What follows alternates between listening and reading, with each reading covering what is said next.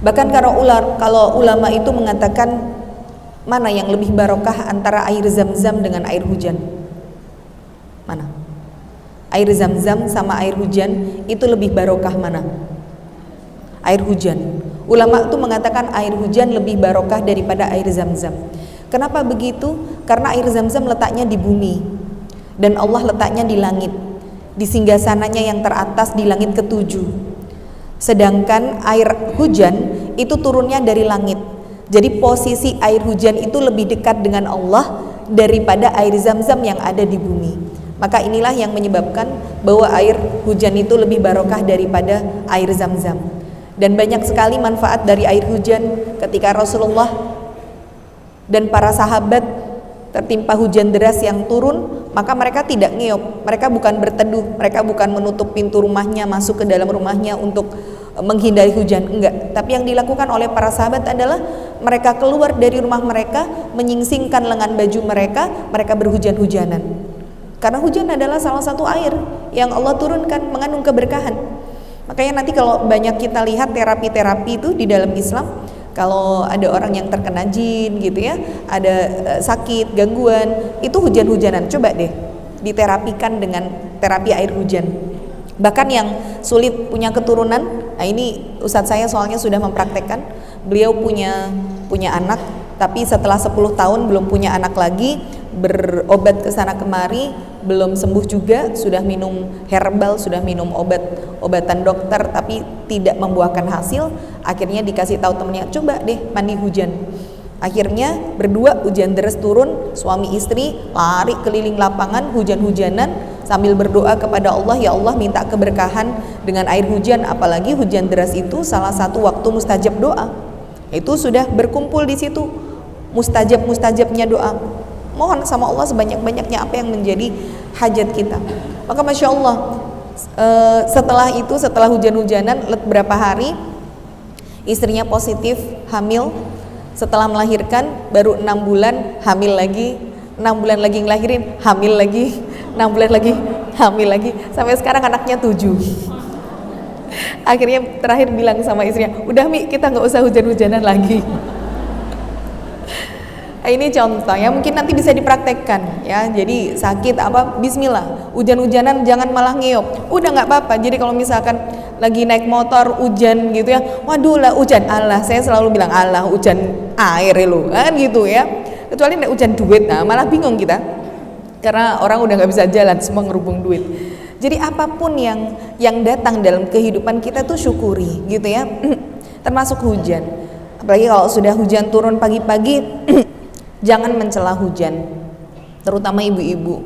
Ketika pagi udah hujan gitu, walah esok-esok kowe sudan, jemurane rong garing, piye le ngeterke sekolah, arep ngaji ra iso, gitu ya. Jangan mencela hujan karena itu adalah salah satu keberkahan. Justru itulah saat dimana Allah memberikan kepada kita bonus.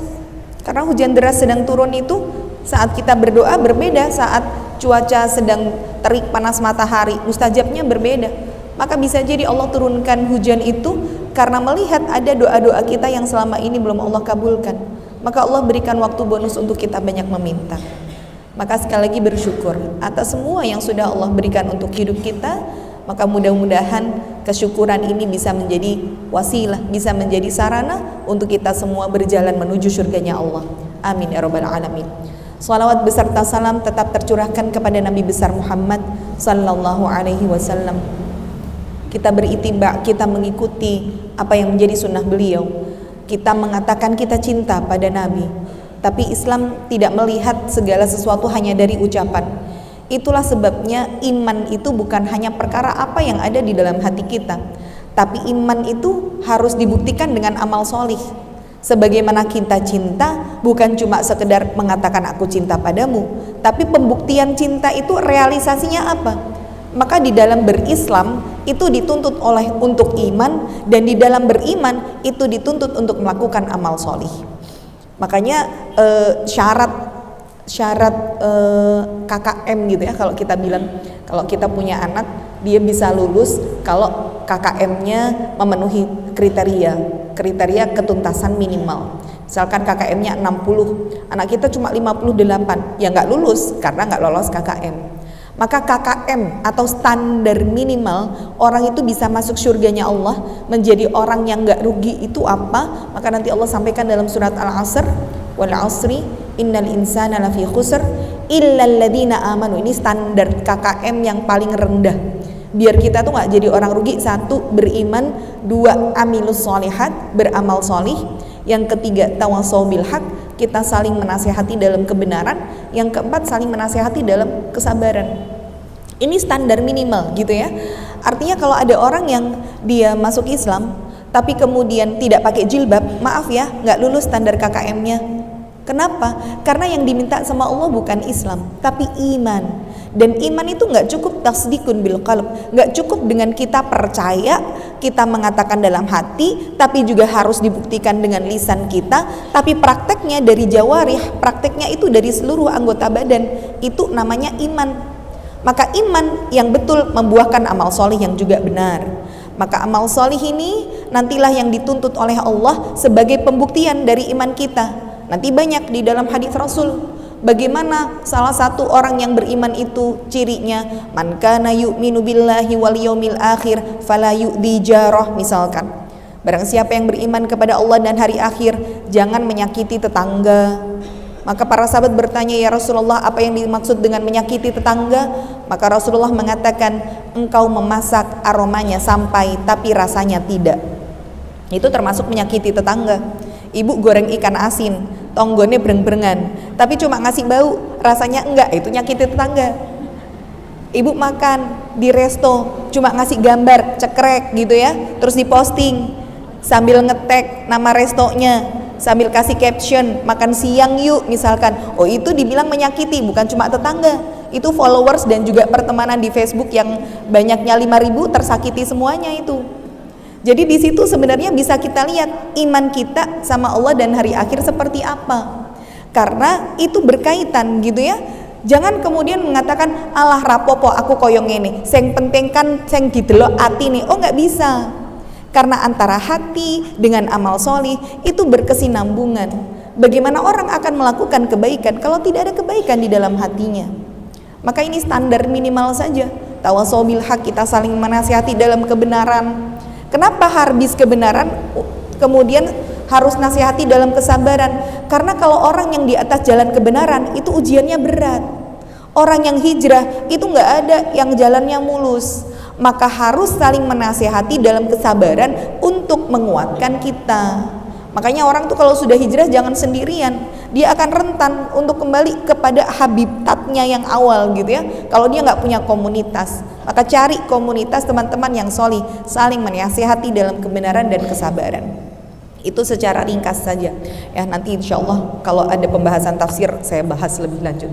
Cuman pembahasan saya insya Allah hari ini tentang ajalmu tidak menunggu taubatmu. Sampai di pembahasan tentang taubat nanti kalau di buku itu di 103 ya.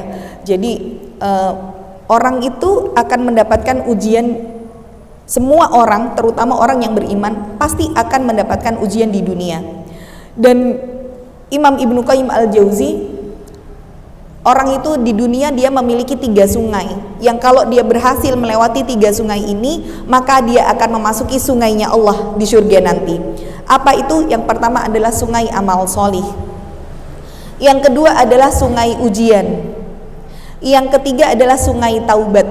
Jadi orang beriman itu kalau bisa mendapatkan atau bisa melewati 3 sungai yang Allah berikan dalam hidupnya, maka Allah akan berikan dia sungai yang ada di surga nanti.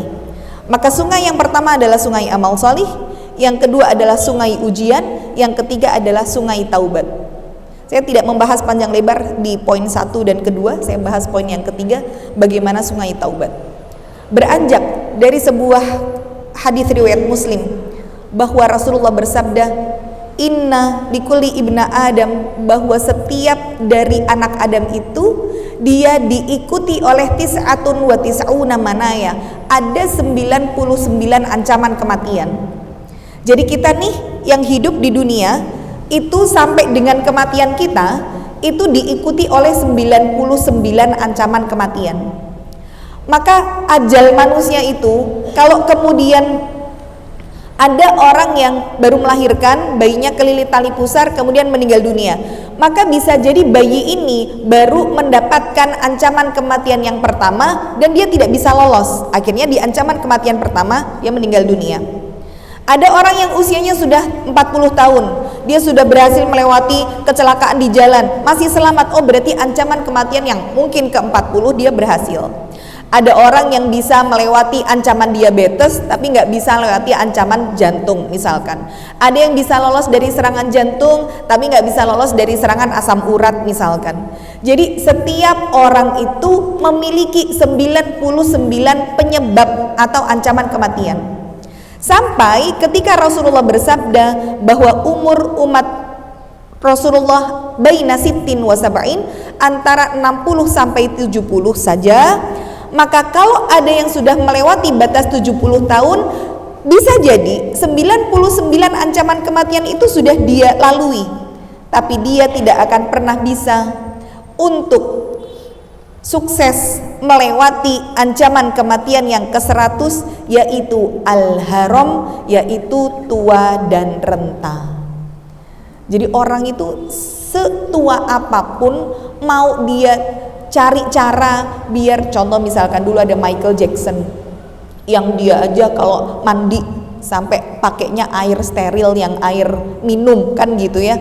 Bagaimana setiap makanan yang akan dia makan itu diuji dulu laboratnya dari segi vitaminnya, gizinya, kesehatannya, higienisnya. Maka ternyata ya kalau Allah sudah katakan bahwa ini saatnya pulang, Allah cabut nyawanya, ya kembali meskipun bagaimanapun caranya kita berusaha untuk mencegah kematian itu. Jadi kalau umur orang sudah 70 tahun ke atas padahal sehat luar biasa, ya dia nggak akan pernah bisa untuk melewati ancaman kematian yang ke-100, yaitu tua dan renta. Maka sebenarnya hakikatnya betapa dekatnya manusia dengan kematian. Yang kemarin kita bahas bagaimana malaikat maut itu memiliki delegasi-delegasi. Jadi sebelum seseorang meninggal dunia itu sebenarnya sudah Allah kasih sinyal gitu ya. Di antara sinyal yang Allah berikan adalah berupa kematian orang-orang yang ada di sekitar kita. Yang hari ini mungkin beberapa yang lalu kita dapatkan kabar bagaimana Masya Allah turut berduka cita atas wafatnya Koh Stephen Wibowo ya, founder dari Mu'alaf Center Indonesia. Saya banyak belajar dari kisah beliau yang kita tidak mungkin, saya pribadi tidak mengenal beliau. Bahkan ketika beliau hidup, apa yang beliau lakukan dan siapa beliau saya tidak tahu. Tapi Masya Allah, ini contoh ciri orang yang diterima amal ibadahnya oleh Allah adalah justru ketika kebaikannya dibuka setelah kematiannya. Itu ciri, Bu ya. Tadinya ketika hidup dia nggak dikenal oleh orang-orang, mungkin jadi pemeran di balik layar aja. Tapi begitu kematiannya, begitu banyak orang yang kehilangan dan semua kebaikannya terumbar. Dan hari ini kita melihat betapa orang ini berdakwah bukan hanya dengan jiwa, raga, bahkan harta 12 miliar beliau gelontorkan untuk membantu orang-orang pandemik. Di hari beliau meninggal, di hari Jumat, seluruh makanan-makanan yang sudah tersedia di but-but Hijrah Fest yang hari itu digagalkan ya oleh satu kelompok tertentu yang tidak suka ya. Kita tuh tahu, Bu, kalau orang itu ngajinya bener mesti banyak rintangannya. Nek yang nggak bener ya udah mulus-mulus aja gitu loh maksudnya. Jadi kalau kita ngelihat oh kok kajiannya malah dibubarin, justru malah kajiannya itu yang bener gitu ya. Sebagaimana yang di Surabaya pas hari H itu dibatalkan secara sepihak oleh orang-orang yang memang tidak suka dengan acara itu. Tapi Masya Allah makanan-makanan lebih dari 3.000 porsi sudah diborong oleh beliau. Dan di hari Jumat beliau katakan ini dibagi-bagikan untuk Jumat Barokah. Dan di hari itulah beliau meninggal dunia. Coba perhatikan, umur beliau hanya 41 tahun. Mungkin di dalam Islam hanya 20 tahun. Mungkin kita kalah. Kita sudah Islam sejak lahir. Yang mungkin sudah ada di dalam kenikmatan Islam itu 30 tahun, 40 tahun. Tapi apakah bisa kita menyamai amal solih yang beliau lakukan selama hidupnya? Contoh, bagaimana orang yang dikenal di langit itu ketika kebaikannya baru terumbar setelah kematiannya. Banyak para ulama dan para sahabat yang seperti itu. Bagaimana dulu Ali Zainal Abidin, anaknya Ali bin Abi Thalib, namanya Ali Zainal Abidin. Beliau sebagai seorang khalifah, ketika masa beliau hidup, selalu rakyat-rakyatnya itu menemukan setiap kali membuka pintu mereka di pagi hari sudah ada karung-karung gandum beserta dengan pelengkapnya, dan itu setiap subuh. Dan mereka tidak pernah tahu siapa yang memberikan karung-karung gandum itu. Sampai akhirnya Ali Zainal Abidin wafat, pemberian karung-karung gandum itu terhenti.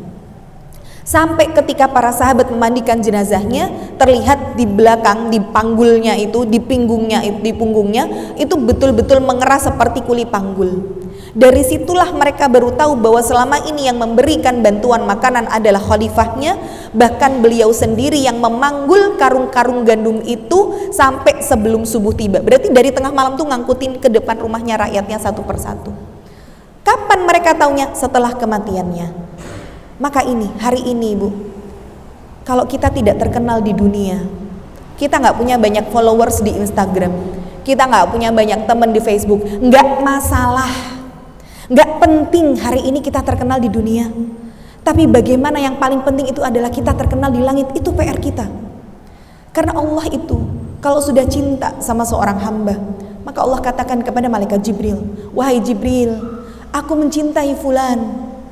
Maka kemudian malaikat Jibril akan berseru di antara para penduduk-penduduk langit. Padahal tiap langit itu jarak setiap langit pertama ke langit kedua itu sepanjang 500.000 tahun perjalanan. Dan setiap langit ada penghuninya. Maka malaikat Jibril berseru, wahai seluruh penghuni langit, ketahuilah bahwa Allah mencintai fulan, maka cintailah fulan karena Allah. Dan seluruh penduduk langit akan mencintai fulan, nama yang disebut oleh Allah, karena kecintaan Allah kepada dirinya. Ini PR kita. Bisa enggak hari ini kita menjadikan nama kita harum di langit? Gak masalah orang hari ini gak tahu kebaikan kita, kita gak punya banyak teman, gak usah tertariklah dengan orang yang jual beli followers 100.000 dapat 1.000 followers. Untuk apa? Kita gak butuh itu semua. Kita gak butuh orang yang banyak ngikuti kita, enggak. Bagaimana kemudian kita bangkit di hadapan Allah dalam keadaan mulia, itu saja. Maka beliau katakan, gak ada yang harus diburu-buru kok dalam hidup kita. Kita itu hidup cuma nungguin mati. Kita itu kerja cuma nungguin waktu sholat. Apa yang harus diburu-buru dalam hidup kita selain kita berburu dalam amal sholih? Maka Allah katakan, wasari'u ila magfiratim mir rabbikum. Satu-satunya kata yang Allah katakan di dalam ayat yang kita diperintahkan untuk bersegera, sari'u, itu cuma bersegera kepada ampunannya Allah. Allah sampaikan wasabiku, berlomba-lombalah. Satu kalimat yang Allah perintahkan kita untuk lomba itu dalam memperbaharui taubat.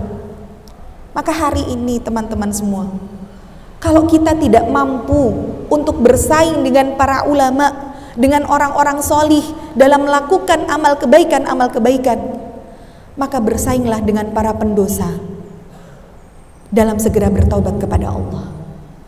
Kita cari tandingannya.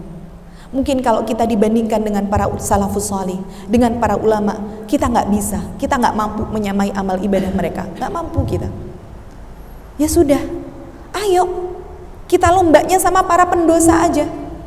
Duluan, ayo siapa yang duluan taubat itu, dan jadilah pemenangnya. Maka yang dulu mungkin pernah melakukan dosa-dosa besar, Allah nggak lihat kok masa lalu kita seperti apa. Yang Allah lihat itu bagaimana penutup kehidupan kita, itu yang Allah perhatikan. Maka pernah saat ada salah seorang ulama, Fudail bin Iyad, beliau melihat ada seorang anak mengetuk-ketuk pintu rumah ibunya sambil memohon-mohon, menangis-nangis, ibu maafkan aku, menangis. Lama dia di depan pintu, namun ibunya tidak kunjung membukakan pintu. Fudail bin Iyad melihat dari kejauhan, sampai berapa lama ibunya kemudian membukakan pintu, kemudian memeluk anak ini, menangis dan memaafkan anak ini. Apa yang bisa dia ambil? Beliau mengatakan, ya Allah, kalau ada seorang anak yang punya kesalahan yang begitu besar kepada orang tuanya, terutama ibunya, dan mungkin ibunya masih belum terketuk mengetuk pintu hatinya untuk memaafkan, dan pada akhirnya luluh dengan apa yang dilakukan anak, maka ketahuilah Allah itu lebih cinta kepada hambanya daripada seorang ibu kepada anaknya. Jadi anak yang kayak gitu ngetuk pintu rumah gak dibukain dan ibunya akhirnya luluh saja, ternyata Allah lebih cinta, Bu, sama seorang hamba yang mengetuk pintu taubat dibandingkan seorang ibu kepada anak, sebanyak apapun dosa yang kita lakukan. Maka betapa sayangnya Allah sama kita. Kalau ada di antara anak Adam yang memiliki 100 kesalahan dan di 101-nya dia bertaubat kepadaku, aku akan mengampuni dosanya dan aku akan melupakan 100 kesalahannya, aku terima taubatnya yang ke-101. Itu Allah. Allah itu zat yang sangat-sangat cinta dan sayang kepada hambanya.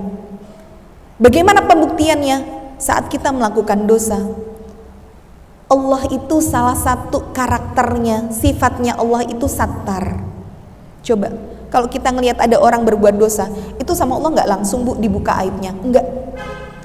Allah tuh saking cintanya, nggak kepengen kita malu di hadapan manusia, ditunggu dulu, tak kasih waktu, kamu kembali, kamu bertaubat, aku tutupin dosamu. Suamimu nggak tahu, sahabatmu nggak tahu, mereka ngiranya kamu orang yang solih. Tujuannya apa? Biar kita kembali. Tapi kalau ternyata dari ketidaktahuan ya, berbuat dosa lagi, nggak ketahuan lagi, akhirnya membuat dia menjadi candu dengan dosa itu, maka lama-lama Allah akan singkap itu satarnya.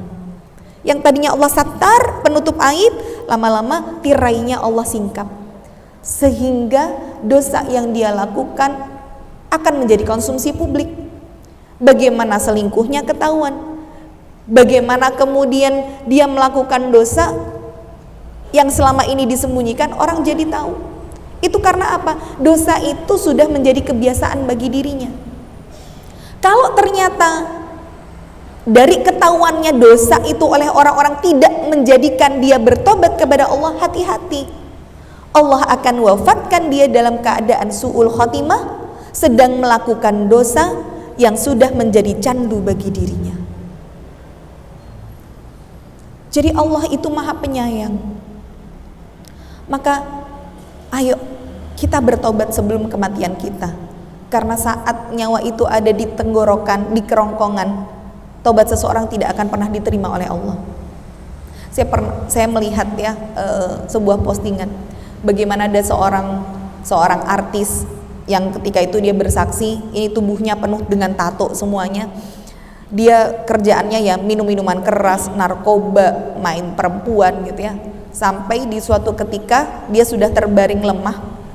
Kemudian dan dia melihat itu, ini Masya Allah, kalau kemudian kita sambungkan dengan kitab At-Tadhkirah, apa yang dia rasakan itu betul-betul seperti bukti bahwa apa yang disampaikan Rasulullah itu benar. Jadi saat itu dia sudah terbujur lemah, kemudian dia sudah merasa bahwa dari ujung kakinya itu sudah seperti ditarik gitu ya. Dia merasakan kakinya sudah mulai dingin, kakinya sudah mulai kaku, sampai di sini, sampai nyawa itu di tenggorokan. Jadi dia itu melihat ada dua sosok, entah apa, kemungkinan malaikat yang betul-betul warnanya tuh hitam, legam, kemudian memiliki sayap, kemudian punya tangan, tapi tangannya itu tidak seperti tangannya manusia. Kemudian kedua malaikat ini yang pertama duduk di atas kepalanya, dan memang kalau kemarin kita bahas ya, saat orang menghadapi sakaratul maut itu kondisinya malaikat maut kan di atas kepala. Tapi sejauh mata memandang itu dia melihat antara malaikat adab atau malaikat rahmat.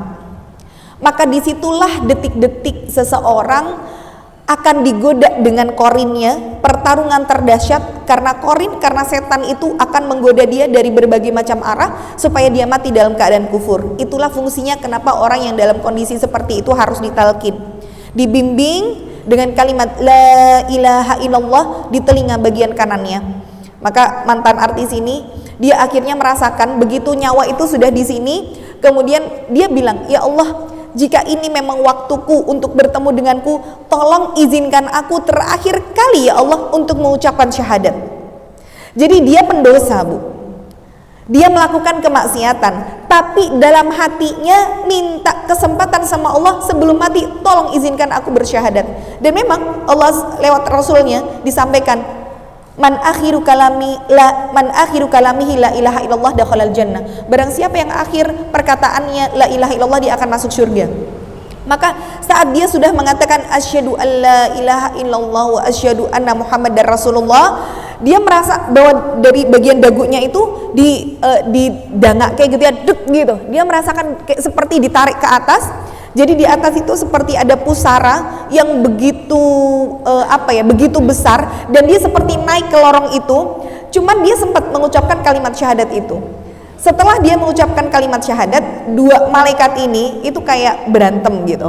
Yang dia antara setengah sadar, dua malaikat ini kayak, mungkin kalau bahasa kita, enak banget orang ini, udahnya berdosa, udahnya ngelakuin kemaksiatan, waktunya mati dia bisa ngucapin syahadat gitu.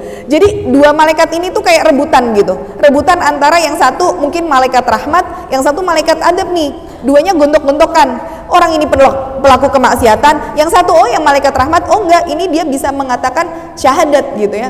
Sampai akhirnya begitu, jadi tangan malaikat yang satu yang dia lihat itu ditampik sama malaikat satunya. Entah mereka berbicara apa, tapi yang dia rasakan, yang tadinya nyawa ada dibawa ke pusara tadi, itu benar-benar turun kayak perosotan yang tajam banget, zzz, gitu ya. Terus dia balik lagi dan hidup lagi. Disitulah akhirnya perjalanan hijrahnya dimulai, bertaubat kepada Allah. Tapi tidak banyak ibu yang dikasih kesempatan seperti ini. Kalau kita kemudian berdoa sama Allah, ya Allah nanti pas sakaratul maut aku dibalikin lagi deh kalau nggak sempet ngucap syahadat, ya belum tentu kita bisa menjadi bagian orang seperti itu. Karena yang namanya kematian itu nggak bisa kita rencanakan. Aku nanti pengenlah matinya saat lagi ngaji, nggak bisa. Husnul khotimah itu adalah hadiah terbesar dari Allah saat Allah ridho kepada seseorang. Dan memang bukan dibuktikan dengan amal solih. Orang yang amal solihnya banyak mesti husnul khotimah, belum tentu juga.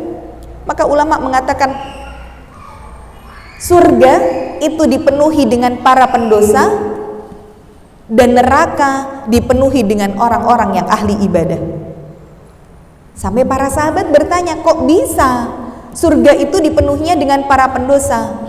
Karena ketika orang-orang yang berdosa ini bertaubat, Allah merahmati mereka, Allah terima taubatnya. Sedangkan neraka dihuni oleh orang-orang yang beramal ibadah karena mereka salah dalam niatnya, atau bisa jadi amal mereka tidak sesuai dengan tuntunan. Jadi bukan sebab amal solih yang menjadikan kita husnul khotimah atau diterima amal kebaikannya di sisi Allah, tapi karena rahmatnya Allah. Tapi tentu amal solih ini harus kita upayakan, karena yang namanya seseorang itu akan diwafatkan sesuai dengan kebiasaan. Tapi bukan itu yang akan mengantarkan kita ke surga, gitu maksudnya. Kita diperintahkan untuk beriman, puncaknya dengan amal solih. Amal solih ini yang kita jadikan kebiasaan, karena orang akan diwafatkan sesuai dengan kebiasaan. Tapi tidak setiap orang yang beramal kebaikan pasti diterima oleh Allah. Nanti saat kehidupan kita di akhirat, kemudian meniti sirat. Jadi sirat nanti insya Allah di pembahasan sirat saya detailkan. Jadi sirat itu kan jembatan yang saking tipisnya itu seperti satu rambut yang dibelah 7. Kita kalau lewatin jembatan yang dari kayu aja takut jatuh, apalagi ini satu rambut dibagi 7. Namun bagaimana orang melewatinya itu tergantung pada imannya masing-masing. Iman tadi dibuktikan dengan amal solih. Maka nanti semakin tinggi keimanan seseorang, dia akan membawa cahaya yang begitu terang untuk menyinari jalannya. Jadi kenapa kok ada orang yang meniti sirat itu dia kayak orang kayak secepat kilat zet gitu, karena cahayanya terang, sehingga sudah dia tidak butuh penunjuk jalan, langsung wes gitu ya, kayak terbang.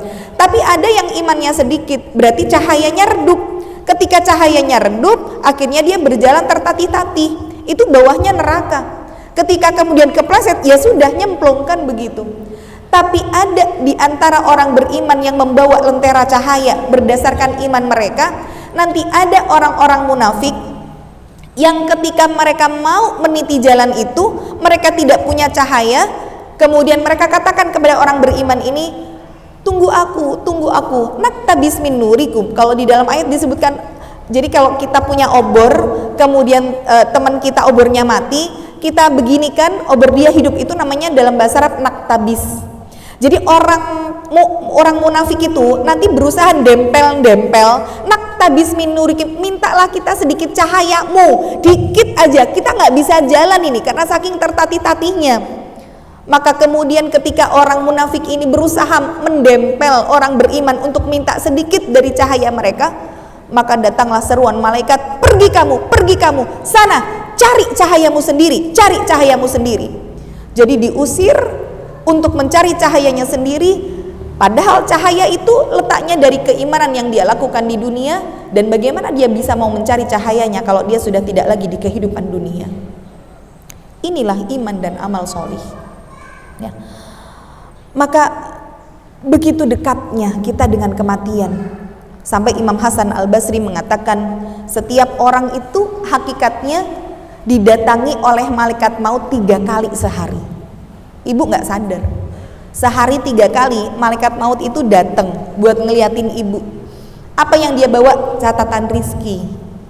Jadi ketika, walaupun tidak disebutkan di waktu kapan malaikat maut mendatangi kita, tapi ketika datang kepada kita, kemudian dia lihat catatan rizkinya, oh si fulan, oh catatan rizkinya masih ada, kemudian dia balik lagi. Nanti di waktu kedua begitu lagi. Ketika misalkan di waktu ketiga dia sudah tidak melihat ada catatan rizki untuk kita, barulah Allah katakan kepada malaikat maut, inza ruha fulan, cabut nyawanya fulan. Jadi malaikat maut sendiri tidak tahu kapan kematian kita, nggak tahu Bu, yang tahu cuma Allah saja. Malaikat maut baru tahu itu setelah Allah perintahkan cabut nyawanya fulan. Maka seketika itu dalam kondisi apapun, sedang apapun, kalau Allah sudah bilang cabut nyawanya. Maka ketika nyawa ini dicabut dan orang-orang yang ada di sekitarnya menangisi kepergiannya, itu sebenarnya malaikat maut ngomong sama ahli warisnya, sama keluarga yang menangisi di sekitarnya. Kata malaikat maut adalah, alamat tabkun, kalian tuh nangisin apa? Kalian tahu nggak bahwa fulan ini ketika diwafatkan oleh Allah, artinya semua catatan rezekinya sudah habis. Kalaupun dia hidup, dia sudah tidak dapat makan, dia sudah nggak dapat oksigen, dia sudah nggak dapat tempat tinggal, karena memang Allah sudah cukupkan semua rezekinya. Berarti setiap orang itu dengan rizki yang sudah ditakar oleh Allah masing-masing. Dan ingat, tidak ada orang yang ketika diwafatkan oleh Allah itu rizkinya dikurangkan, nggak ada.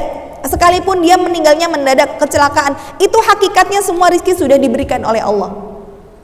Maka pernah ada seorang ulama, ketika beliau melewati sebuah jalan, beliau berpikir, aku kok pengen ya lewat jalan itu, tapi nggak tahu kenapa ya kok pengen lewat jalan yang nggak pernah dilewati itu. Akhirnya beliau ikuti kata hatinya, sampai di jalan tersebut mendengar ada suara seorang laki-laki di dalam sumur, ankitni, tolong aku. Akhirnya kemudian dilihat, ditolong orang ini, dikeluarkan dari sumur. Setelah dia agak tenang, laki-laki ini mengatakan, a'tini bisyurbatima, berikan aku segelas air. Dicarikan sama ulama ini segelas air, diminumkan. Setelah dia tenang, ditanya, Bapak tadi kok bisa kecemplung di sumur itu, gimana ceritanya? Dia bangkit lagi dari duduknya, kemudian dia berjalan, dia mengatakan, iya, aku tadi sedang berjalan, lalu tiba-tiba kepleset, dan itu beneran kepleset, masuk lagi ke sumur, dan meninggal saat itu juga. Saat ulama ini menguburkan, beliau tersadar, ya Allah, ternyata Allah itu kalau mau mencabut nyawa seseorang tapi rizkinya belum tuntas diberikan, Allah tidak pernah kehabisan cara untuk menyempurnakan rizki yang seharusnya dia dapatkan. Ini rizki terakhirnya adalah segelas air.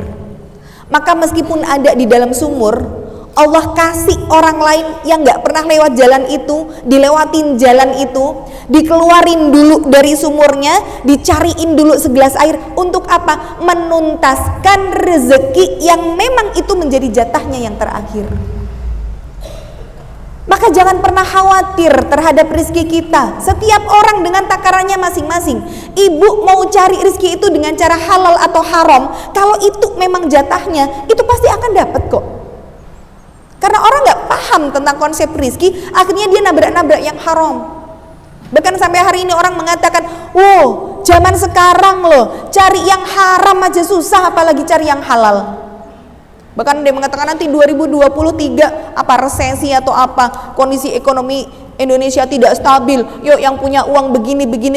Kalau kita itu tauhidnya benar, mau ada apapun di dunia ini, kita bersandarnya hanya Allah saja. Maka saya ambil dari kalimatnya Coach Stephen itu, beliau punya resto dan cafe, di Indonesia punya 19 cabang, di Amerika ada 12, di Korea ada 2, di Brunei 2, Australia, Singapura, hampir di setiap negara ada 2 cabangnya, di Indonesia 19, dan semua konsepnya sama, makan sepuasnya, bayar seikhlasnya. Dan ternyata Masya Allah, konsep yang beliau usung itu menjadi bagian dari dakwahnya. Banyak orang yang akhirnya masuk Islam. Dan ketika ditanya, kok emang gak rugi kalau punya konsep rumah makan sepuasnya, bayar seikhlasnya? Kalau ente masih ngerasa apa yang ente lakukan di jalan Allah itu berharapnya dibalikin sama Allah, tauhid ente gak bener. Kita itu tauhidnya, akidahnya dikatakan benar, bener-bener kita itu tauhidnya murni ke Allah saja. Kalau apa yang sudah kita sedekahkan, apa yang kita lakukan untuk Allah, itu tidak memikirkan balasannya seperti apa. Orang-orang seperti ini yang mungkin luput dari pengetahuan kita, tapi bagaimana Allah justru lebih mencintai beliau daripada kita manusia biasa ya. Maka ajal kita tidak menunggu taubat kita.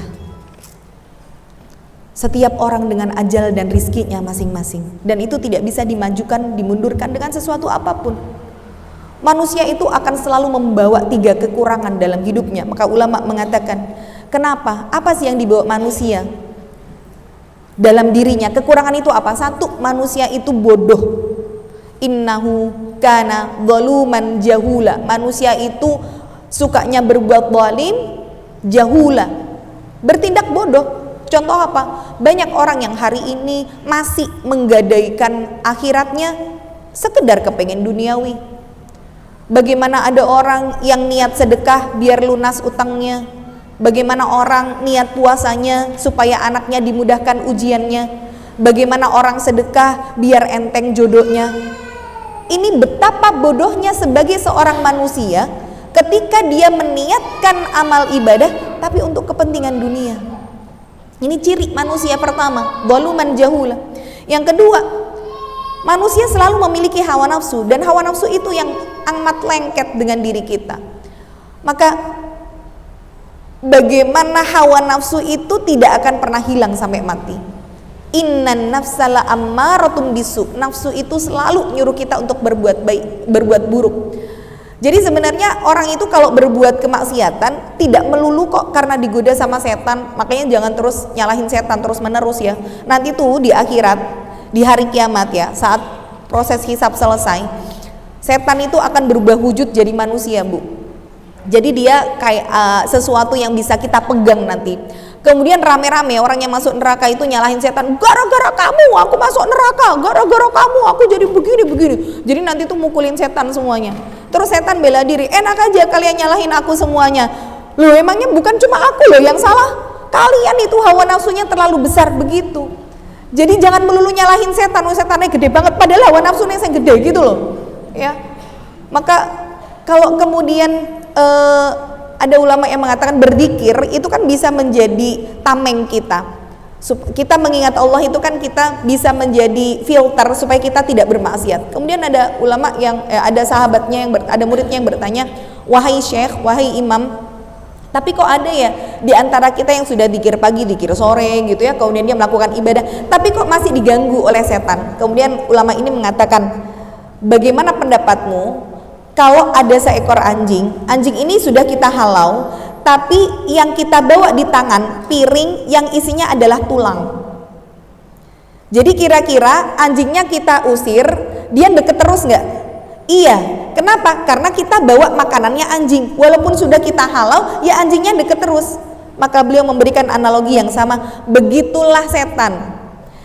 Bukan kita sudah mengusirnya, tapi jangan-jangan kita yang bawa makanannya setan, sehingga ngundang setan untuk deket-deket sama kita. Kita ngerasanya, aku kok selalu digoda sama setan. Loh, bukan kamu yang digoda setan, kamu yang goda setan.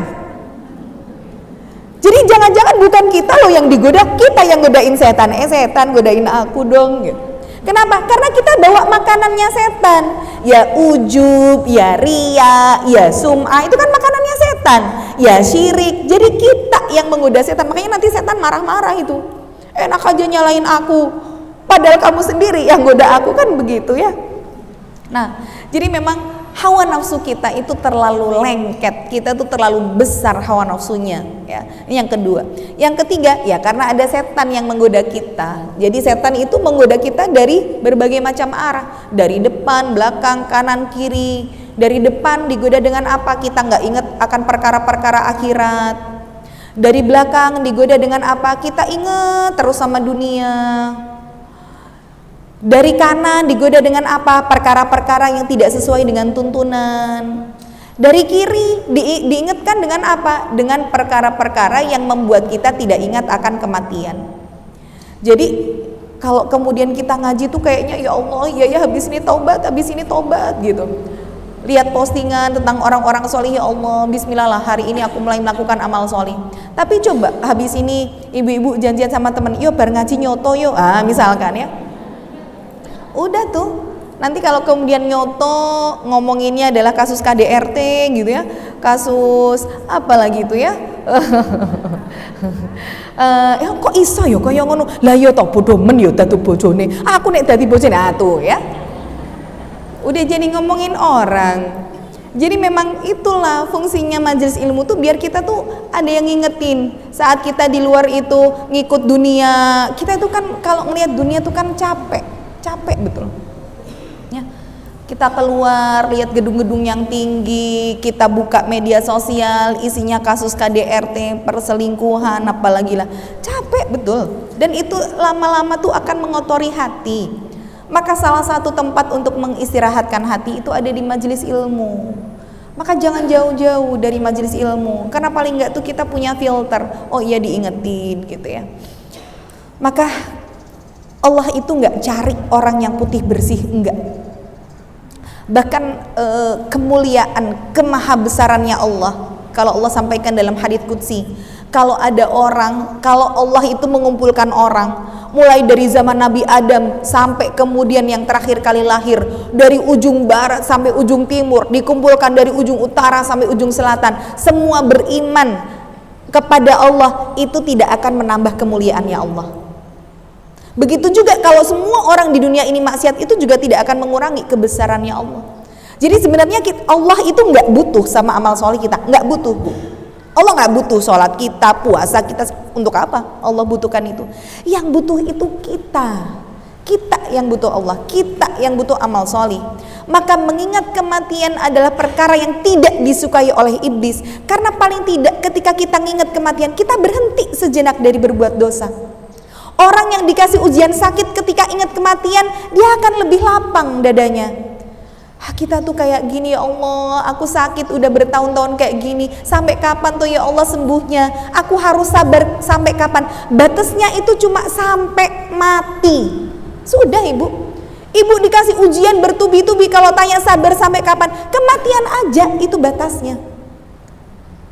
Maka saat orang yang hari ini punya dunia yang ada di genggaman, dia mau beli apapun bisa, punya mall pribadi misalkan, punya jet pribadi, tapi begitu ingat mati, untuk apa harta dunia, katanya gitu ya. Gak ada yang bisa dibawa selain amal solih. Maka mengingat kematian adalah perkara yang sangat dicintai oleh Rasulullah, sangat dicintai oleh Allah. Dan Allah ternyata tidak melihat hati manusia yang betul-betul putih bersih. Bahkan kalau ada orang yang dia itu beriman terus dalam satu kampung, beriman semuanya, justru Allah akan datangkan satu kaum yang mereka melakukan kemaksiatan tapi mereka bertaubat, dan itu yang Allah lebih cintai. Jadi kadang-kadang ada kalanya, bukan berarti kita harus melakukan dosa, enggak, tapi bagaimana saat kita melakukan dosa, ayo kita kembali kepada Allah. maka yang dicari oleh Allah adalah para pendosa-pendosa yang bertaubat. Maka jangan samakan antara manusia dengan Allah, antara Khalik dengan makhluk. Kalau ada orang, kita sesama manusia, ada orang yang melakukan kesalahan sama kita, pertama datang ke kita minta maaf, iyalah tak maafin. Kedua kali dia melakukan kesalahan yang sama, dua kali udah titenono yo sesok nek mbok baleni meneh, ra bakal. Kan gitu ya, nggak bakal tak maafin kan gitu. Orang itu kalau sudah berbuat salah sama kita maafkan sekali, dua kali mungkin iya, tapi nek 3 kali 4 kali mungkin yo saiki tak maaf nih neng gitu ya. Jadi pasti pakai syarat ya, untuk memaafkan iya, tapi untuk melupakan tidak gitu ya. Jadi maaf ya, untuk melupakan saya tidak bisa. Oke lah, sekedar memaafkan aku maafkan. Tapi ternyata Allah tidak begitu. Allah itu kita dosa, taubat, Allah terima taubatnya. Besok dosa lagi, taubat lagi, Allah terima. Dan Allah enggak kemudian bilang kamu itu tobat sambel. Pertama tobat nangis-nangis, besok baleni meneh. Tobat meneh, enggak, Allah enggak begitu. Makanya tadi sampai dikatakan dalam hadits qudsi, ada seorang hamba yang melakukan kesalahan bertobat, bahkan sampai 100 kesalahan dia lakukan, dan yang ke-101 dia bertobat, aku terima yang ke-101 taubatnya dan aku lupakan 100 kesalahannya. Bahkan saking cintanya Allah kepada kita, kalau ada hambaku yang datang kepadaku dengan cara berjalan, aku akan meraihnya dengan cara berlari. Itu saking senengnya loh Allah. Kayak kita bu, kita udah lama nggak ketemu sama anak, kita jalan anak kita dijauh, ibu sambil lari. Allah itu lebih seneng sama orang yang taubat dibandingkan kita yang ketemu sama anak kita sudah lama tidak berjumpa. Kita jalan datang ke Allah, Allah lari nyambut kita. Kita lari, Allah makin cepat kan gitu. Jadi beruntunglah orang-orang yang memiliki Allah dalam hatinya. Hari ini bu, kalau kita tidak punya apapun di dunia, asal kita punya satu, Allah, itu kita sudah cukup. Kita sudah tidak butuh apapun, asal punya Allah dalam hati kita. Tapi kalau hari ini ada orang yang memiliki semuanya dan dia kehilangan Allah dalam hatinya, hakikatnya dia telah kehilangan segalanya. Cukup Allah dalam hati kita. Maka cintai Allah. Allah lebih cinta kepada hambanya daripada seorang ibu kepada anaknya. Maka kita lihat bagaimana persamaan antara Nabi Adam dan iblis. Dua-duanya sama-sama penghuni surga. Bahkan iblis itu bu, beribadahnya lebih daripada kita. Ibadahnya iblis itu 70.000 tahun. Kita mungkin cuma 40 tahun, 50 tahun, 70.000 tahun ibadah yang dilakukan oleh iblis. Namun ketika Allah perintahkan untuk bersujud, dia tidak mau.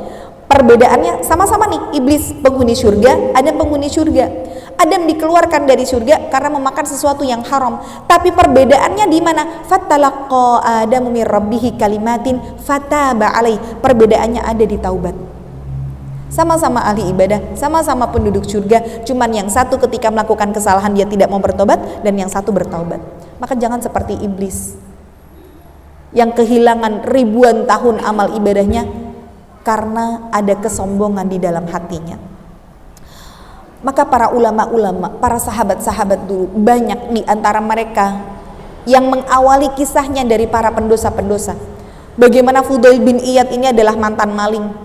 Ketika beliau mau sholat asar, kemudian melihat pertengkaran yang tadi antara ibu dan anak, akhirnya beliau berpikir bagaimana Allah tidak mengampuni dosanya. Maka sejak saat itulah beliau bertaubat. Ada kemudian salah seorang sahabat namanya Usair bin Abil Ashar. Beliau adalah orang yang masuk surga padahal belum pernah keningnya nempel di tempat sujud. Saat itu Rasulullah mengumumkan jihad. Dan Rasulullah mengumumkan ba'da subuh. Akhirnya Usairim ini kemudian datang kepada Rasulullah menyatakan keislamannya, kemudian berangkat jihad saat itu juga, dan akhirnya meninggal dunia sebelum zuhur. Jadi habis subuh masuk Islam, belum sempat sholat, sebelum zuhur meninggal dunia. Enggak pernah keningnya nempel di tempat sujud. Tapi ternyata Allah terima amal ibadahnya meskipun belum pernah ada amal soleh yang dia lakukan setelah keislaman. Di sini menunjukkan bahwa Apa yang ada dalam niatan hati seseorang itulah yang Allah ukur. Bagaimana ada orang yang berpendosa itu yang kemudian membunuh 100 orang nyawa, kemudian ketika diperintahkan oleh ulama, menjauhlah dari kampung orang-orang yang jelek, datanglah ke kampung orang solih, maka beliau melakukan perjalanan, meninggal di tengah jalan. Di situ terjadi perdebatan antara malaikat rahmat dan malaikat adab. Ternyata setelah dihitung, dia lebih dekat kepada kampung orang-orang solih. Dia baru mau bertaubat, kan itu. Dia bertaubat tapi belum sampai kepada kampung orang solih. Tapi yang dilihat adalah bagaimana keikhlasan hatinya. Maka taubat itu harus betul-betul dari hati. Baru nanti kemudian kita insya Allah di pembelajaran yang akan datang, ciri taubat yang diterima apa. Tapi saya ingin masuk ke prolog dulu taubat. Taubat itu kalau kita mau kembali kepada Allah, maka tentu ada syarat-syaratnya. Bagaimana syarat taubat itu? Yang pertama, taubat kita tidak akan diterima oleh Allah sampai memurnikan akidah, bersih dari kesyirikan. Bagaimana kemudian orang yang sudah tercampur akidahnya dengan kesyirikan, itulah yang menjadi pembuka pertama seseorang mati dalam keadaan su'ul khotimah. Syirik itu pembuka pertama orang mati dalam keadaan su'ul khotimah. Maka jauhi syirik sekecil apapun itu bentuknya. Maka pernah ada seorang sahabat yang dia ketika bertemu dengan Rasulullah memakai sebuah gelang, kemudian gelangnya ini ada seperti kayak apa ya, bungkusan gitu ya. Bungkusannya ini berisi ayat-ayat Al-Quran ya. Kalau sekarang tuh kayak jimat raja gitu ya. Ini biasanya orang-orang Jawa. Biasanya kalau punya bayi, nah itu suka bekali cucunya atau anaknya pakai ya doa-doa gitu, terus diuntel-untel-untel, ditaruh di kain hitam, kemudian diserut gitu ya, dibikin kalung, dibikin gelang. Hati-hati, ini adalah salah satu dari lambang kesyirikan. Maka kemudian Rasulullah mengatakan kepada sahabat ini, apa yang kau pakai? Copot gelangmu ini. In mutta ala dalik falan tufliha abadan. Kalau kamu sampai mati masih dengan membawa gelang ini kamu kenakan, sungguh kamu tidak akan pernah beruntung selamanya. Maka jangan pernah membuka pintu kesyirikan sekecil apapun. Maka ulama mengatakan syirik itu terbagi menjadi 4. Ada syirik niat, ada syirik cinta, ada syirik taat, ada syirik doa. Bagaimana orang kadang tidak pergi ke dukun tapi meniatkan amal ibadahnya untuk dunia, itu termasuk bagian dari syirik niat. Bagaimana dia mencintai suaminya dengan cinta yang sangat dalam, tapi kecintaan kepada suaminya mengalahkan dari cintanya kepada Allah, itu syirik cinta.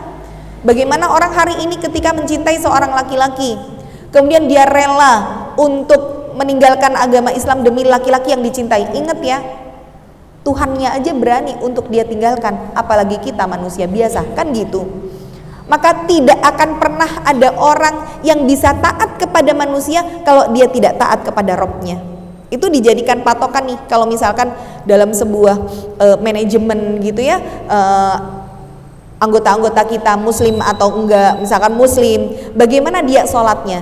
Kalau lagi ada kerjaan dia langsung ninggalin atau enggak? Lawong yang nyiptain dia aja berani disepelein, apalagi manusia yang nggak punya kebaikan apapun, kan gitu. Jadi bagaimana syirik cinta itu adalah ketika mencintai orang, mencintai makhluk lebih tinggi daripada kecintaannya kepada Khalik. Ada syirik taat. Bagaimana seseorang lebih taat kepada manusia dibandingkan ketaatannya kepada Allah. Dan ada syirik doa. Bagaimana orang itu berdoa kepada Allah tapi di waktu yang sama dia menjadikan ada sarana lain sebagai wasilah, perantara untuk terkabulnya doa. Misalkan bagaimana syirik doa itu, orang datang ke kuburannya orang-orang solih, kemudian di situ berdoa dengan mengatakan wali, misalkan ya wali Songo, tolong kabulkan hajat kami, sampaikan kepada Allah begini-begini. Ini mintanya sama Allah, tapi pakai perantaranya wali Songo yang sudah meninggal. Apapun itu, siapapun itu, maka itu menjadi bagian dari kesyirikan. Ibu datang ke makamnya suami, kemudian nangis, curhat, boleh, asal tidak berlebihan dan jangan sampai mengeluarkan kalimat yang membuat Allah jadi tidak ridho. Tapi kalau kemudian sudah mengatakan, ya Allah Pak, dongak ke aku yo Pak yo, ken aku iso sabar didik anak-anak yo Pak, misalkan ya. Le minta sama suami dongak nek aku, itu yang dikubur kalau bisa ngomong, kowe kudune sing dongak ke aku, kok malah kowe yang njaluk donga saka aku piye, kan gitu ya.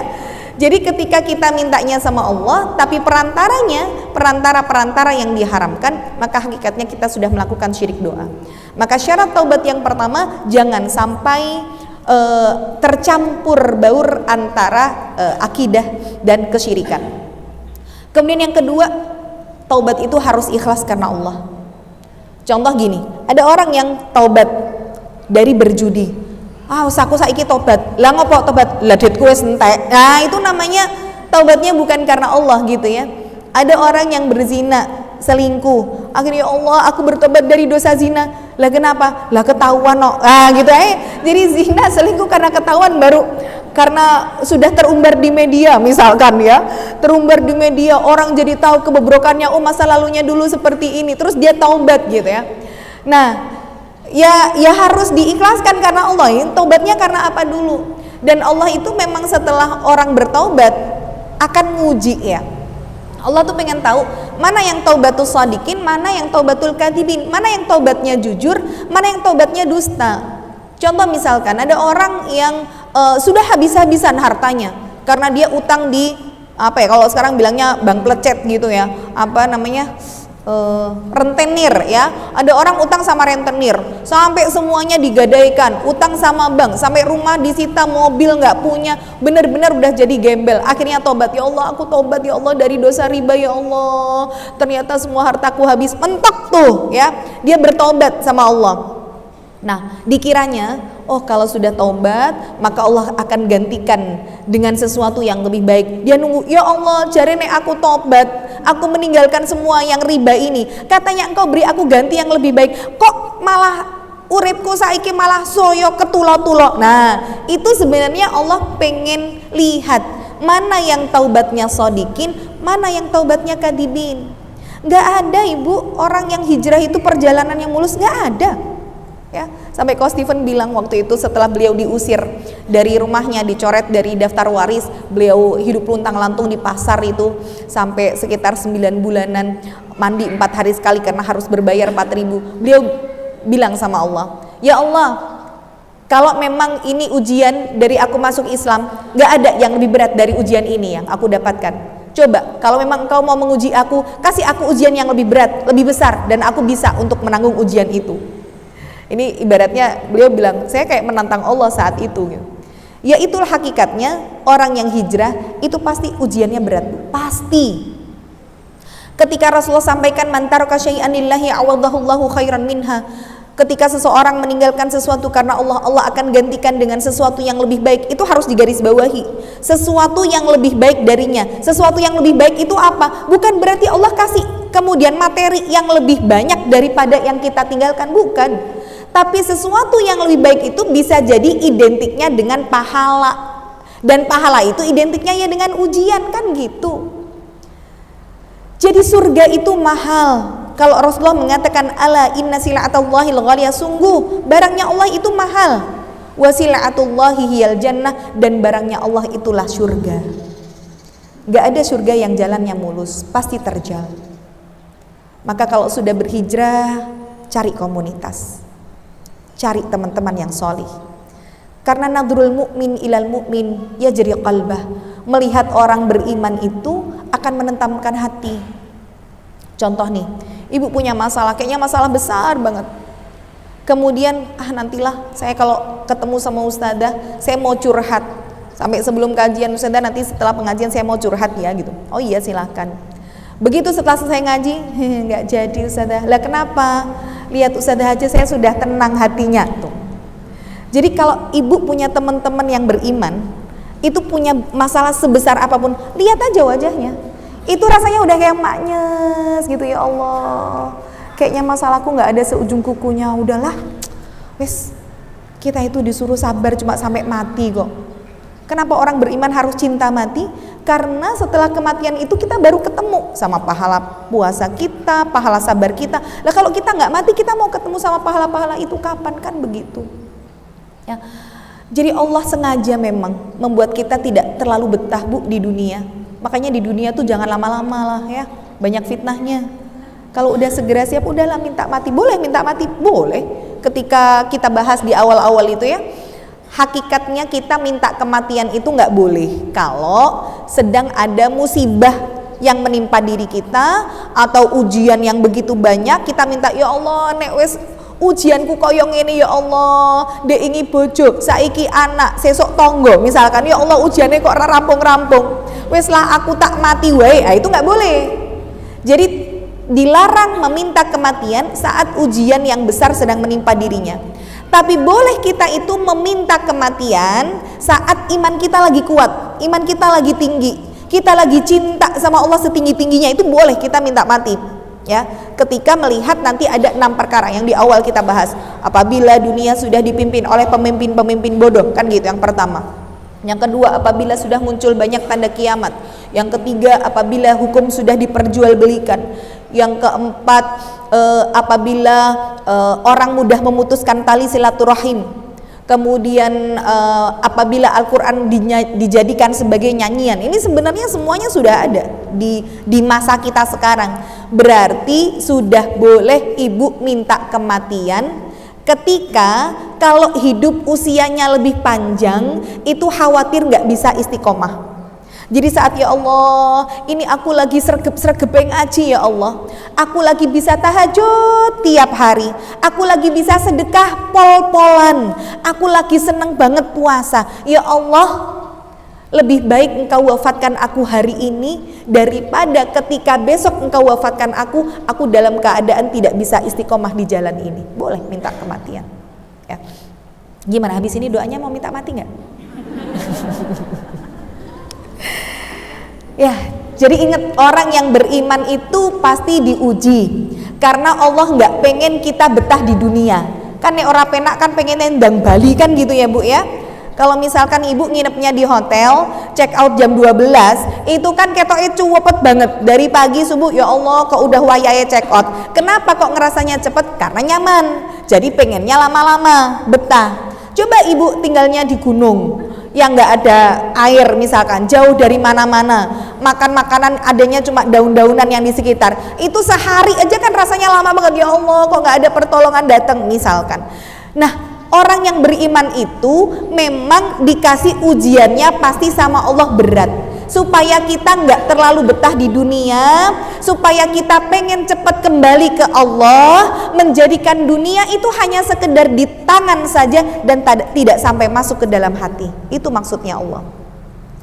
Maka sebaik-baik orang adalah yang ketika berpulang kepada Allah dalam keadaan sudah diampuni dosanya. Maka ulama mengatakan sebelum kita minta dunia, minta yang pertama, minta surga dulu.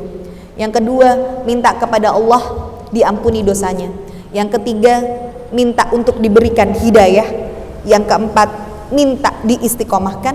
Yang kelima, minta husnul khotimah. Ini 5 yang wajib untuk kita minta sebelum ibu minta perkara yang lain ya. 1, minta surga. 2, diampuni dosa. 3, hidayah. 4, istiqomah. Dan 5, husnul khotimah. Karena Allah itu kalau sudah cinta sama seorang hamba bukan dikasih materi, tapi akan diampuni dosanya. Itu tanda cinta Allah kepada seorang hamba. Maka sekarang untuk mendapatkan cintanya Allah, kita balik nih. Orang yang dicintai oleh Allah akan diampuni dosanya. Sekarang dibalik, orang yang sering minta ampun atas dosa-dosanya berpotensi akan mendatangkan cintanya Allah, kan gitu. Berarti sering-seringlah minta ampun, berarti sering-seringlah beristighfar, sering-sering bertaubat ya. Harus diperhatikan syarat-syaratnya, harus ikhlas karena Allah. Yang kedua, yang ketiga, jangan menceritakan apa yang menjadi dosa kita. Jangan jadi orang yang mujahirin, bukan muhajirin. Kalau muhajirin itu orang yang hijrah, tapi mujahirin itu orang yang terang-terangan mengumbar aib dan dosanya. Ketika Allah sudah nutupin aib kita di masa lalu, nggak perlu kita ceritakan kepada siapapun. Banyak orang yang hijrah itu seneng Justru seneng kalau nyeritain dosanya di masa lalu. Misalkan, dek ben aku ki playgirl banget no. Bojoku kuwi ngerti ra? Kuwi korbanku sing ke-39. Misalkan gitu ya. Jadi dia dengan bangganya gitu ya menceritakan bagaimana dia famousnya di masa dulu. Aku nek mlaku nganggo jenggel, misalkan ya. Pakai sendal hak tinggi, kemudian nganggo rok mini, terus kabeh wong lanang cuit. Aku ki ndek men kaya ngono, Mas. Alhamdulillah saiki wis hijrah. Enggak perlu ya. Jadi hijrah itu tidak perlu kemudian kita umbar-umbar, kita sebutkan dosa di masa lalu kita. Saya kalau ngelihat media sosial tuh sampai yang, ya Allah, remaja-remaja kita tuh hari ini sudah putus urat malunya. Ketika mereka dengan terang-terangan ngeposting misalkan apa di TikTok, apa di mana gitu. Kamu inget nggak di tempat ini kita pernah begini-begini. Padahal itu yang posting dia lagi selfie pakai jilbab lagi. Kadang ngerasa ya Allah, kok ada ya orang yang membongkar aibnya sendiri saat Allah sudah nutup aibnya gitu loh. Jadi kadang sater itu bukan Allah yang buka, kita sendiri yang membuka sater itu di hadapan manusia. Maka kalau sudah hijrah, tutup apa yang menjadi dosa kita di masa lalu. Biarlah orang tidak mengetahui bagaimana kelamnya dunia kita dahulu. Yang Allah lihat hari ini, yang orang tahu, ya udah kita sudah berhijrah gitu ya. Nanti ciri yang berhijrah apa itu yang insya Allah saya bahas di bulan depan. Ciri orang yang hijrah, ciri orang yang taubatnya diterima adalah diantaranya satu, merubah pakaian.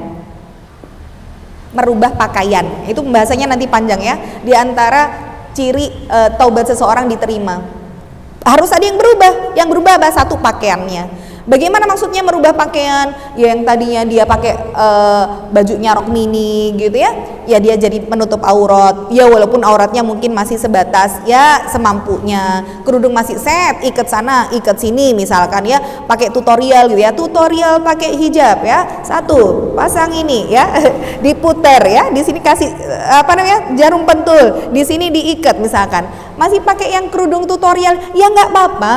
Orang itu perjalanan hijrahnya beda-beda kok. Dia mungkin untuk bisa sampai dapat tutorial berhijab itu juga perjalanan menutup auratnya berat loh, kan gitu ya.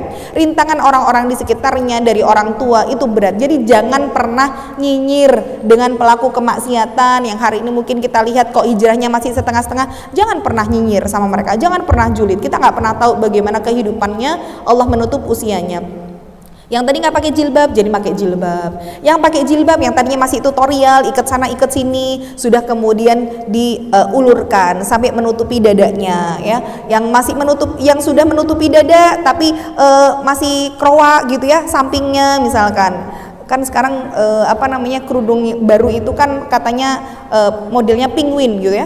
Penguin itu depan pendek, belakang panjang banget sampai mata kaki, tapi depannya cuma segini gitu ya, sampingnya kroa gitu ya. Jadi sampingnya segini, yang ini pendek, belakang panjang gitu ya. Ya itu nggak apa-apa, proses hijrah gitu ya. Dari tadinya pakai jilbab masih iket-iket, akhirnya jadi jilbabnya agak panjang sedikit. Maka nanti yang sudah jilbabnya panjang, lama-lama dia akan menutup bajunya, menutup auratnya dengan syar'i dan lebih sederhana dengan penampilannya. Jadi sebenarnya makin tinggi iman dan ilmu seseorang itu makin terlihat sederhana dalam penampilan. Kuncinya di situ. Itu diantara nanti kita bahas di pakaian ya. Jadi misalkan nih ada orang yang hari ini komunitasnya orang-orang kalau yang ngaji pakai brand-brand tertentu misalkan, yang kalau dia lagi pas nggak ngaji dia jalan-jalan, karena saya ada nih komunitas ngaji yang kalau lagi pas nggak ngaji itu healing sama teman-temannya pengajian, terus punya tema dress code. Tema dress code-nya adalah cewek kue gitu. Padahal umurnya sudah 50-an tahun. Saya kalau ngelihat di medsos, ya Allah ya Robi gitu ya, umur 50, temanya cewek kue. Jadi atas pink, ini kuning, ini hijau gitu. Terus ininya biru, tasnya biru. Terus ya Allah bener-bener ya kayak kue sih memang gitu. Emang temanya cewek kue gitu. Cuman bagi kita sekali lagi nggak boleh nyinyir ya dengan pelaku dosa. Tapi itu kita refleksikan untuk diri kita sendiri.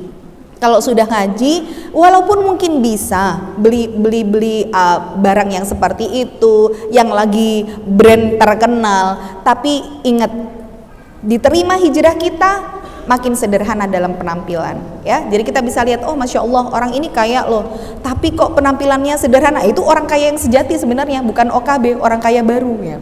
Kalau orang kaya baru kan malah ngetok-ngetok nek DN2 gitu. Tapi kan orang yang kaya sejati justru kalau pergi ke bank padahal nasabah prioritas cuma pakai sendal jepit kan gitu ya, bajunya juga kaos seadanya. Maka Imam Syafi'i sampai mengatakan orang itu tidak disebut dengan orang yang kaya kalau dia masih bisa menghitung kekayaannya, dan tidak disebut dengan orang yang kaya kalau dia masih bisa membeli sesuatu dengan hartanya. Jadi kalau ada orang yang bisa beli kapal pesiar harga 38 miliar, itu bukan orang kaya Bu ya, karena masih bisa dibeli dengan harta. Tapi orang kaya sejati itu ketika dia memiliki sesuatu yang sesuatu itu tidak bisa dinilai oleh harta sebanyak apapun, dan itulah iman ya. Maka itu yang insya Allah akan jadi pembahasan kita di bulan depan, tentang bagaimana ciri taubat seseorang diterima oleh Allah. Semoga senantiasa Allah berikan kepada kita keistiqomahan, diwafatkan dalam keadaan husnul khatimah, dan Allah sudah ampuni dosa-dosa kita. Amin ya rabbal alamin. Kalau ada pertanyaan bisa dibuka dengan sesi tanya jawab. Saya akhiri dulu. Barakallahu fikun, wabillahi taufiq wal hidayah. Wassalamualaikum warahmatullahi wabarakatuh.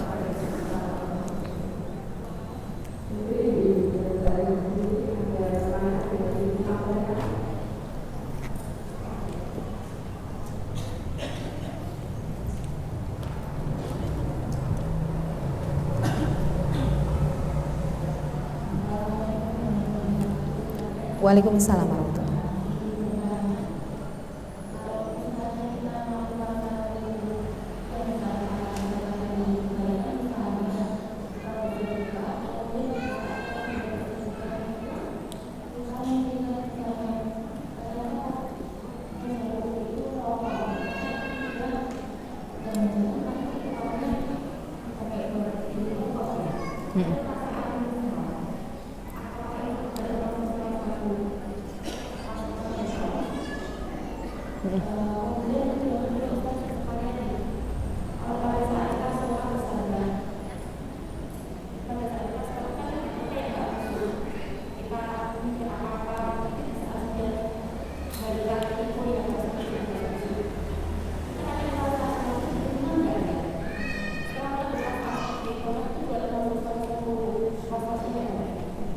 Ya. Iya, jadi yang pertama bertanya, kalau kita sedekah sama orang, ternyata orang itu merokok, jangan-jangan uang yang kita sedekahin buat rokok, gimana? Akhirnya nyesel sedekah. Nah, ketika kita sebenarnya sudah melakukan kebaikan, misalkan sedekah, itu kita harus serahkan sama Allah, dan sudah tidak menjadi sesuatu yang harus kita pikirkan kemana ya uang kita ini larinya, gitu loh. Jadi kalau kita sudah, ya Allah ini sedekah karena Allah, ya perkara mau dia gunakan untuk kemaksiatan atau untuk apapun, itu urusan dia sama Allah. Urusanku sama Allah adalah aku sudah bersedekah karena Allah, dan aku berharap Allah nerima sedekahku. Jadi sudah bukan menjadi tanggungan kita uang ini dilakukan, dibelanjakan untuk apa, kemaksiatan atau kebaikan. Tapi kalau misalkan memang bisa memilih gitu ya, ya dicari yang benar-benar kita lihat ini untuk kebaikan. Tapi kalau misalkan itu di luar dari pengetahuan kita, ya sudah serahkan sama Allah, itu urusan kamu sama Allah. Bagaimana perasaan menyesal itu? Apakah kalau ketika kita menyesal, ya Allah gelo aku ngei beknen go rokok misalkan ya, ada perasaan menyesal, apakah bisa mengurangi dari pahala dan dosa? Bisa jadi. Mengurangi dari pahala sedekah kita, bisa jadi. Maka itulah was-was setan, karena setan itu mengalir seiring dengan aliran darah manusia. Itulah sebabnya kenapa kita itu diperintahkan untuk berta'awud, untuk menyembunyikan kebaikan kita.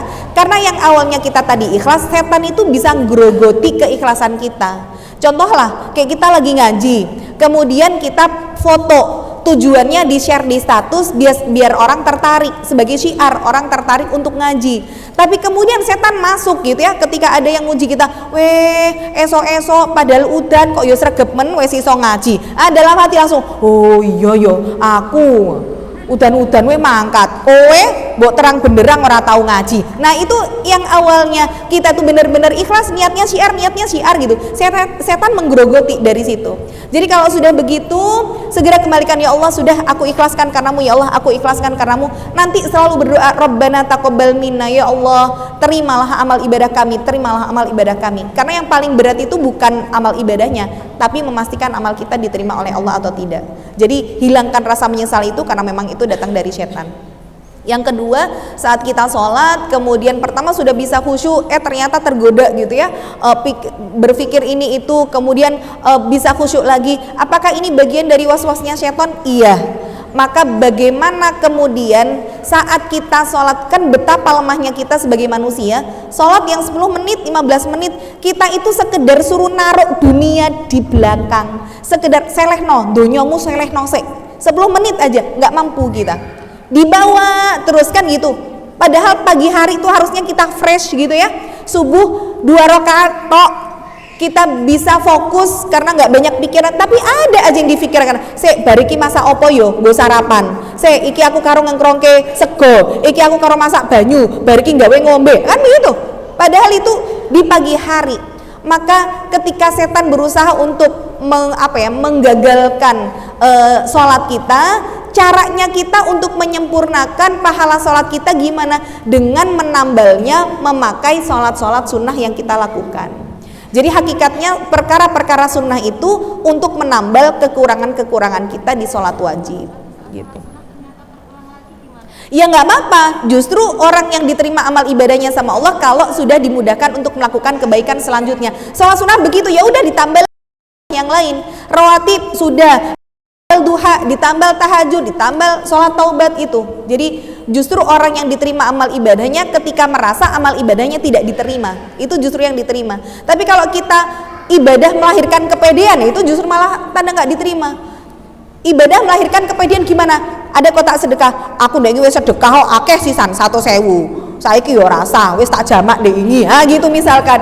Ini belum tentu loh amal ibadahnya diterima ketika melahirkan kepedean gitu. Ketika kemudian ada masalah, dia menggugat Allah, ya Allah, kok aku terus toh yang dikasih ujian? Aku tuh loh udah sholat, udah puasa, udah sedekah, udah ngaji, kok aku terus yang diuji? Bu itu loh temanku yang nggak pernah sholat, kok malah enak hidupnya? Nah, itu tanda bahwa ibadah kita nggak bener, sehingga menimbulkan rasa pede terhadap amal ibadah yang dilakukan, gitu ya.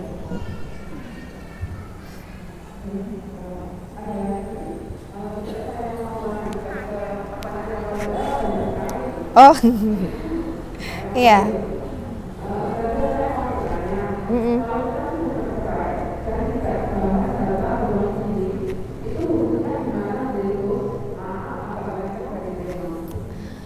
Ya, ketika sudah bercerai, kemudian tidak membahas harta gono gini, hukumnya seperti apa? Ini sebenarnya masuk pembahasan fikih ya, dan pembahasannya sebenarnya cukup panjang. Ketika seorang suami menceraikan istri, maka selama masa iddah, jadi masa iddah wanita itu kan berbeda-beda ya. Ketika dia diceraikan oleh suami, dalam kondisi dia masih mengalami menstruasi, maka masa iddahnya adalah 3 kuru. Jadi bukan 3 bulan, tapi 3 kuru. 3 kuru itu antara 3 kali haid atau 3 kali suci. Jadi hitungannya adalah haid suci begitu. Sedangkan untuk wanita yang sudah menopause, maka masa iddahnya adalah 3 bulan. Bagi wanita yang dicerai dalam kondisi hamil, masa iddahnya sampai melahirkan. Bagi wanita yang ketika dia belum digauli suami, karena ada nih teman saya gitu ya, dia nikah udah 1 tahun tapi belum digauli sama suaminya karena ternyata suaminya homo. Jadi akhirnya setahun itu masih perawan gitu ya. Nah itu karena belum digauli maka tidak ada masa iddahnya. Nah apa sih fungsi masa iddah? Masa iddah itu sebenarnya masa di mana suami bisa merujuk kembali kepada istri tanpa ada akad yang baru. Tapi dalam masa iddah itu suami tetap berkewajiban memberikan 3 poin pokok. Pertama nafkah, kedua kiswah, ketiga sakan. Jadi itu merupakan kewajiban suami ya dalam memberi istri itu bukan cuma nafkah lahir batin, tetapi kiswah memberi pakaian dan juga sakan tempat tinggal. Maka ketika sudah terjadi perceraian, kalau misalkan memang sudah di luar dari masa iddahnya, maka tidak ada kewajiban untuk suami memberikan nafkah kepada istri. Tapi ketika misalkan memang punya anak dari pernikahan itu, kewajibannya anak kewajibannya adalah menafkahi anaknya. Jadi kebutuhan anak ini apa, itu yang harus menjadi tanggung jawab dari ayahnya. Kalau misalkan tidak menuntut apapun gimana, ya kalau misalkan kita bilang sama Allah, kita berdoa, ya Allah, apa yang hari ini aku berikan untuk anakku di saat itu menjadi kewajiban ayahnya, dan ayahnya tidak melakukan kewajiban itu, aku niatkan semua untuk sedekah di jalanmu, misalkan, boleh gitu ya. Karena seorang wanita itu kalau dia menjadi istri tidak wajib untuk menafkahi keluarga, tapi ketika dia membantu perekonomian keluarga, dia bekerja untuk memberikan nafkah juga tambahan untuk suami, untuk biaya hidup anak-anak, bayar sekolah, maka setiap tetesan keringatnya, setiap harta yang dia keluarkan itu dihitung sebagai pahala sedekahnya. Tapi kalau seorang suami dia memberikan kepada istri, ya itu memang kewajiban. Tapi istri kalau yang ikut andil membiayai kehidupan keluarga, itu semua dihitung sedekahnya. Dan sedekah yang paling afdol adalah memang pertama kepada keluarga dulu, dzawil qurba wal masakin, kepada kerabat terdekat, baru ke orang miskin. Jadi punya prioritas juga dalam bersedekah, dalam zakat gitu ya. Kalau ada sepupu kita orang miskin misalkan, ya kita lebih afdol untuk sedekah ke sepupu kita yang miskin daripada orang yang jauh di sana gitu. Jadi ada prioritasnya. Maka mudah-mudahan tadi ketika tidak menuntut harta gono gini, meskipun itu menjadi kewajiban ayahnya, semoga Allah terima ini sebagai sedekahnya ya.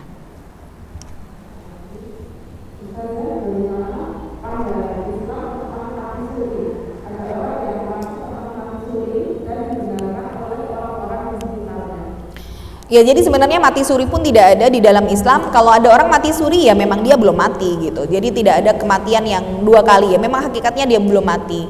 Maka ada orang-orang yang memang Allah berikan jalan seperti itu untuk menjadi nasihat, terutama untuk dirinya sendiri dan juga orang-orang di sekitarnya. Jadi hakikatnya orang kalau ketika dia mengalami kematian, ya sudah mati, ya benar-benar mati, tidak akan bisa hidup lagi. Nggak ada yang namanya arwah gentayangan yang dia dibunuh terus dia lari ngejar pembunuhnya siapa gitu ya, terus baru tenang setelah yang bunuh itu mati, nggak ada ya. Jadi orang kalau sudah meninggal dunia, ruhnya sudah ada di genggaman Allah, maka ini sudah tidak bisa kembali ke kehidupan kita karena alamnya sudah beda. Alamnya alam barzakh dengan alam kehidupan dunia.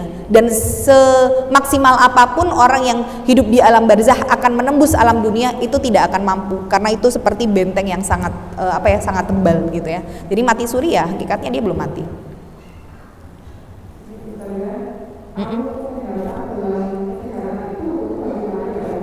Gimana? Ahli kesehatan? Kalung kesehatan.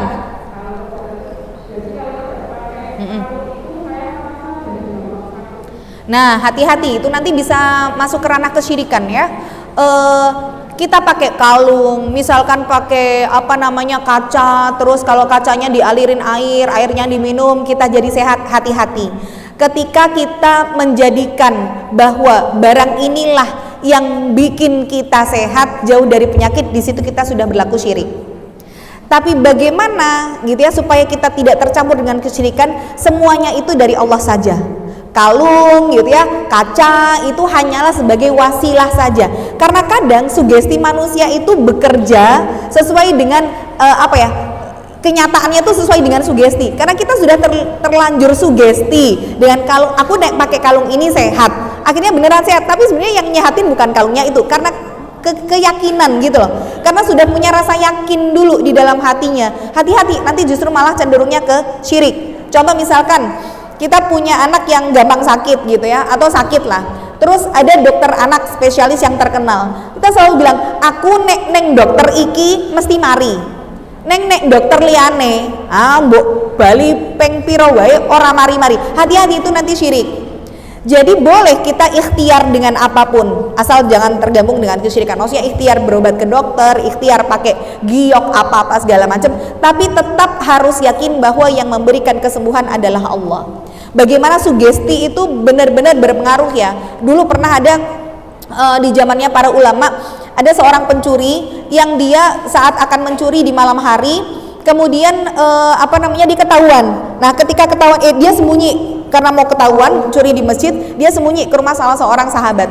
Nah, akhirnya sahabat itu ngelihat loh kok ada orang lain masuk, ditanya siapa kamu, dia ngaku aku adalah seorang syekh besar dari negeri sana gitu yang tersesat, kata dia begitu, padahal dia pencuri gitu ya. Nah orang ini karena merasa wah ini syekh besar, oh ini orang alim, orang ulama, akhirnya itu kakinya dicuci, terus bekas cuciannya tuh diminum gitu, padahal ini orang dia pencuri. Nah ternyata sugesti itu yang bikin dia sembuh. Wah ternyata kan katanya suruh minta berkah apapun dari ulama, dia akhirnya seperti itu ya. Terus dia woro-woro ke tetangga-tangganya, ini adalah ulama besar, aku minum bekas ininya berkah gitu. Akhirnya rame-rame tuh orang datang ke situ. Nah orang ini, waduh awalnya aku pencuri, lama-lama dia akhirnya taubat beneran dan jadi syekh beneran gitu. Nah tapi yang mau saya angkat ceritanya adalah bagaimana sugesti mikir banyu koboan yo iso menyembuhkan penyakit kan gitu. Kalau dari segi medis mungkin nggak dideteksi ada manfaatnya gitu, tapi karena sugesti, keyakinan. Nah tadi ya dalam masalah kalung, jangan sampai kita meyakini bahwa kalung itu yang menyembuhkan, kalung itu yang bikin kita sehat, kita nggak penyakitan, tapi Allah itu hanya wasilah saja.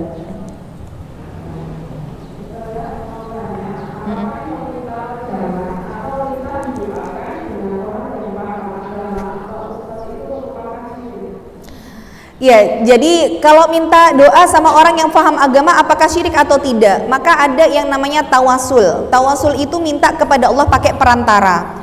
Tawasul itu ada yang halal, ada yang haram. Tawasul itu ada yang boleh, ada yang enggak.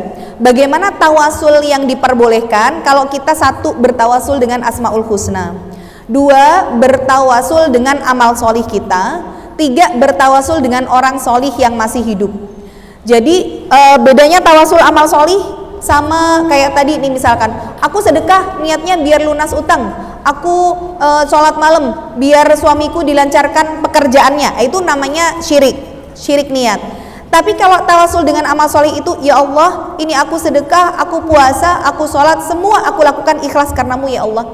Kalau kau lihat dari semua amalku ini sudah ikhlas karenamu dan aku berusaha untuk melakukan sunnah rasulmu, maka jadikan ini pemudah untuk anak hamba mendapatkan jodoh yang solih dunia akhirat. Nah itu boleh ya. Ya Allah kalau kau lihat dari pahala puasaku ada yang kau terima, tolong mudahkan anak hamba dalam melaksanakan mengerjakan ujiannya, itu boleh. Jadi kalau tawasul amal solih itu beramal dulu karena Allah, jadikan itu sebagai lambaran doa. Kalau yang tadi, aku tak sedekah, kenapa? Iki loh, aku loro gendang mari, itu yang syirik. Tapi kalau kita sedekah Bismillah karena Allah, ya Allah, aku memohon ampun kepadamu dan tolong jadikan sedekahku ini kau terima dan itu sebagai perantara kau sembuhkan sakitku. Itu namanya tawasul dengan amal solih. Jadi beda tipis ya, kayaknya sama tapi beda. Yang satu syirik, yang satu tidak. Kemudian bertawasul dengan orang solih yang masih hidup itu boleh. Jadi misalkan ada ustadz, ada orang yang mau pergi umroh, saya titip doa ya, kita ngasih secari kertas, atau ustadz tolong doakan anak saya ustadz biar begini-begini, ruqyah, nggak masalah, karena yang kita mintain tolong orangnya masih hidup. Tapi kalau datang ke orang yang sudah mati, maka menjadi syirik doa. Bahkan sekalipun Rasulullah nggak boleh kita jadikan sebagai sarana minta doa. Contoh misalkan ya, kita rekae sholawat gitu ya.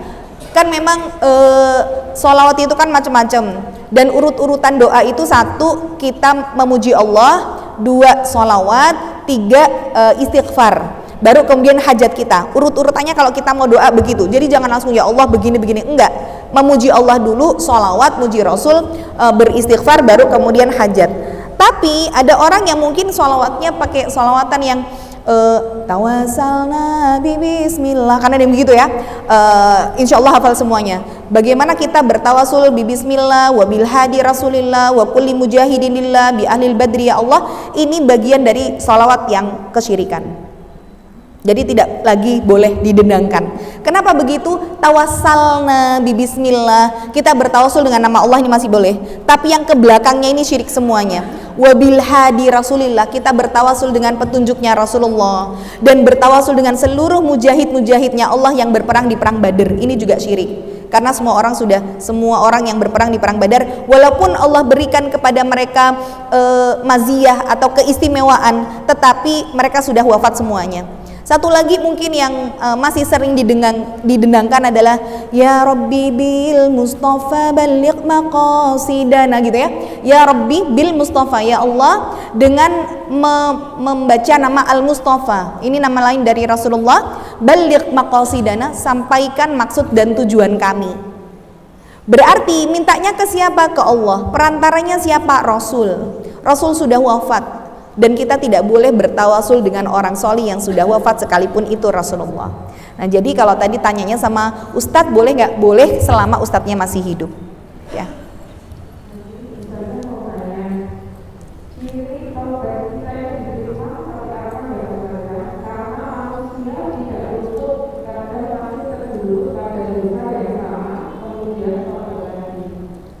Ya, ciri taubat diterima insya Allah nanti saya detailkan di pembahasan bulan depan, tapi secara ringkas saya ambil satu poin dulu.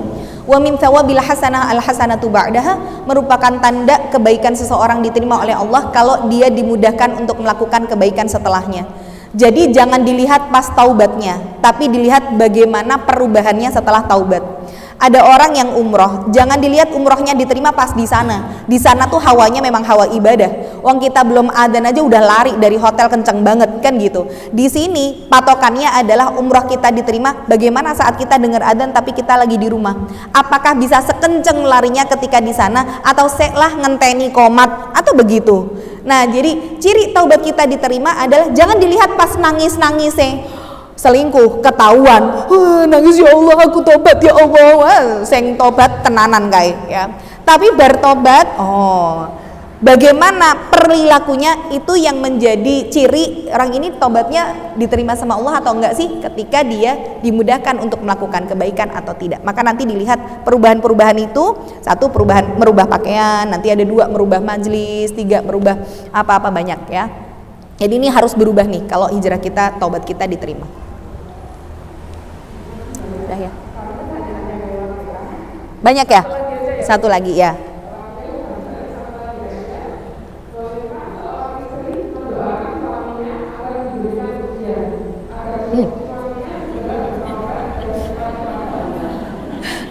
Jadi istrinya berdoa, ya Allah kasihlah ujian sama suamiku pendek tobat ya Allah gitu ya.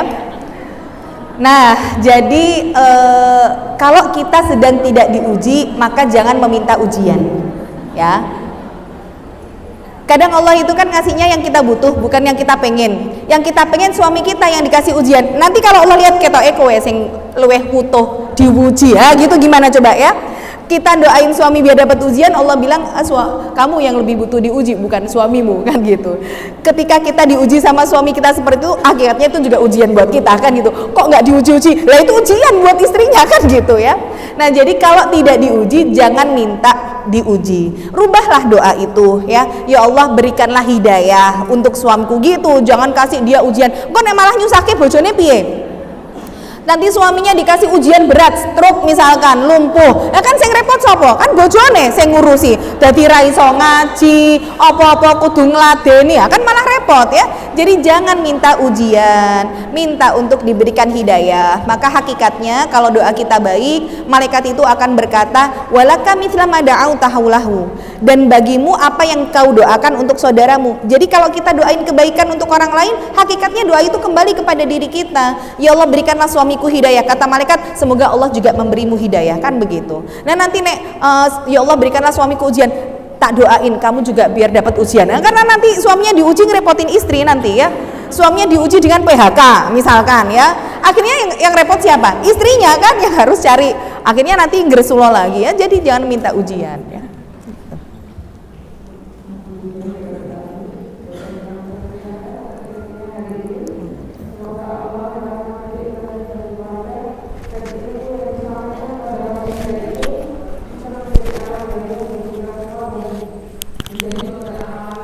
Menjadi